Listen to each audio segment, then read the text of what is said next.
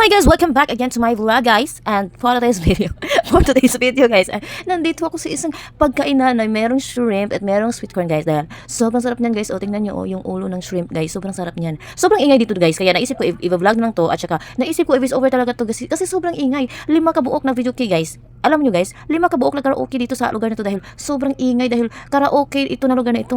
Hulaan niyo kung anong lugar to guys at ililibre niyo ako dito guys dahil hindi kayo nagre-react sa mga vlog ko kaya ililibre niyo lang ako dito sa pagkain.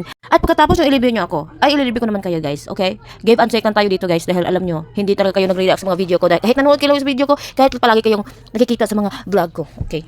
Hindi talaga kayo magko-comment at hindi kayo magre-react sa mga vlog ko kahit ako ay magko-comment naman ako sa mga vlog niyo kapag mag-comment kayo. Kaya mag-comment na kayo sa vlog ko para mag-comment din ako sa vlog niyo dahil masarap yung ulam oh. Tingnan niyo oh, may juice.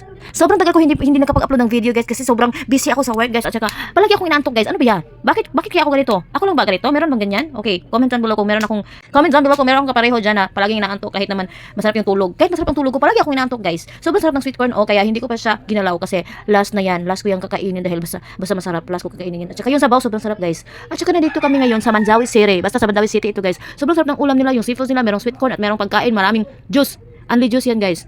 Kahit mahal yan, kahit 500 per head, pero minsan lang naman guys, di ba? Minsan nga, mag-uulam tayo ng sardinas, kaya ngayon, deserve naman natin kumain ng 500 per head. Kasi, palagi tayo kakain ng sardinas, di ba? Hindi naman siguro masama, nakakain tayo minsan ng pasosyal dahil palagi naman tayo kumain ng sardinas. Yung mga ulam na hindi expensive like sardinas, yung patis, yung asin, palagi natin ulam yan. Kaya paminsan-minsan, kakain naman tayo ng masarap kahit once a year or once in a 2 years. Okay, hindi naman siguro masama yun na gumagastos tayo para sa pagkain natin, para sa sarili natin dahil deserve natin ito. Dahil yun nga, kahit na nagtitipid tayo, pinsan, kailangan natin kumain ng masarap kasi nagsasawa na tayo sa patis, mantika, at saka yung asin, at saka yung sardinas. Okay? Naintindihan niyo ba sinasabi ko guys?